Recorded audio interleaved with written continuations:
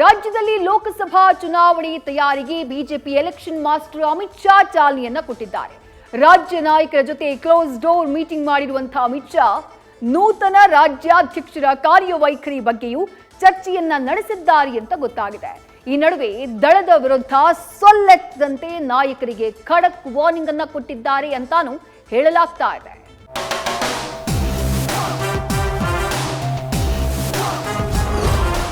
ರಾಜ್ಯದಲ್ಲಿ ಲೋಕಸಭಾ ಚುನಾವಣೆ ತಯಾರಿಗೆ ಚಾಲನೆ.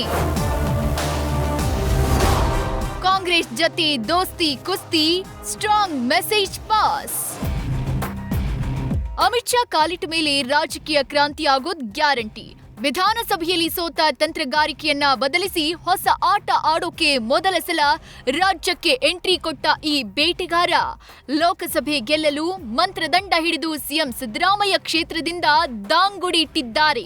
ಈ ಮೂಲಕ ರಾಜ್ಯದಲ್ಲಿ ಲೋಕಕದನ ತಯಾರಿಗೆ ಚಾಲನೆ ಕೊಟ್ಟಿದ್ದಾರೆ.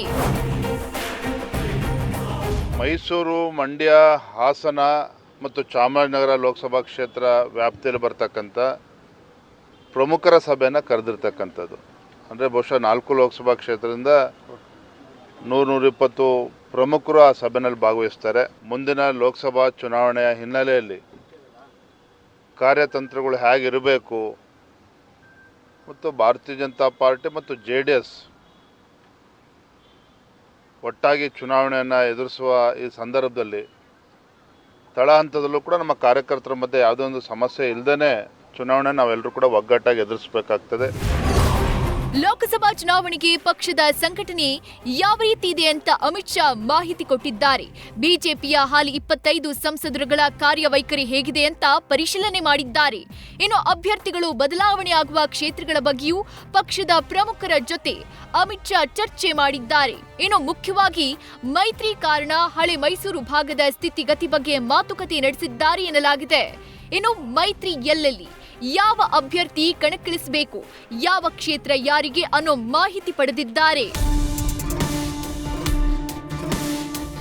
ಅತ್ತ 30 ನಿಮಿಷಗಳಿಗೂ ಅಧಿಕ ಕೋರ್ ಕಮಿಟಿ ಸಭೆ ನಡೆದಿದೆ. ಆದ್ರೆ ಕುಮಾರಸ್ವಾಮಿ ಭೇಟಿ ಮಾಡೋ ಕಾರ್ಯಕ್ರಮ ದಿಢೀರ್ ರದ್ದಾಗಿದೆ.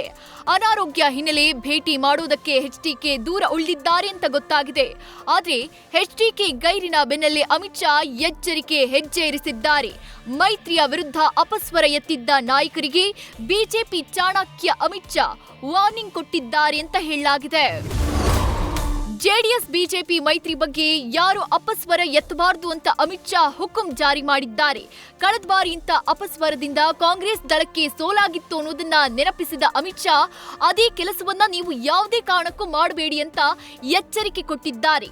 ಇಂಥ ಮಾತುಗಳಿಂದ ಮೈತ್ರಿಗೆ ತೊಂದರೆ ಆಗಬಹುದು ಅಂತ ಕಿವಿಮಾತು ಹೇಳಿರುವ ಅಮಿತ್ ಶಾ ಮೈತ್ರಿಗೆ ಧಕ್ಕೆಯಾಗುವ ಹೇಳಿಕೆ ಕೊಡಬೇಡಿ ಅಂತ ಸೂಚನೆ ಕೊಟ್ಟಿದ್ದಾರೆ. ಇನ್ನು ಮುಖ್ಯವಾಗಿ ಮಂಡ್ಯ ಕ್ಷೇತ್ರದ ಸಂಬಂಧ ಸಭೆಯಲ್ಲಿ ಅಮಿತ್ ಶಾ ಮಹತ್ವದ ಚರ್ಚೆ ನಡೆಸಿದ್ದಾರೆ. ಮಂಡ್ಯ ಜಿಲ್ಲೆಯಿಂದ 14 ಮಂದಿ ಬಿಜೆಪಿ ಮುಖಂಡರು ಭಾಗಿಯಾಗಿದ್ರು. ಕ್ಷೇತ್ರದ ವಸ್ತು ಸ್ಥಿತಿ, ರಾಜಕೀಯದ ಬಗ್ಗೆ ಸಮಾಲೋಚಿಸಿದ್ದಾರೆ. ಸುಮಲತಾ ಅಂಬರೀಶ್ ಅವರ ಕಾರ್ಯವೈಖರಿ, ಕ್ಷೇತ್ರದಲ್ಲಿ ಅವರ ಪ್ರೆಸೆನ್ಸ್, ಜಿಲ್ಲೆಯಲ್ಲಿ JDS ಆಕ್ಟಿವ್ ಬಗ್ಗೆ ಮಾಹಿತಿ ಪಡೆದಿದ್ದಾರೆ.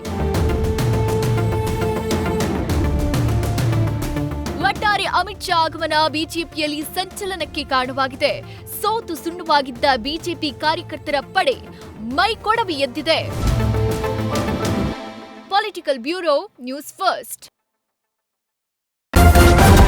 ನ್ಯೂಸ್ ಫಸ್ಟ್ ನಿರ್ಭೀತಿಯಿಂದ ನಿಮ್ಮ ಪರವಾಗಿ.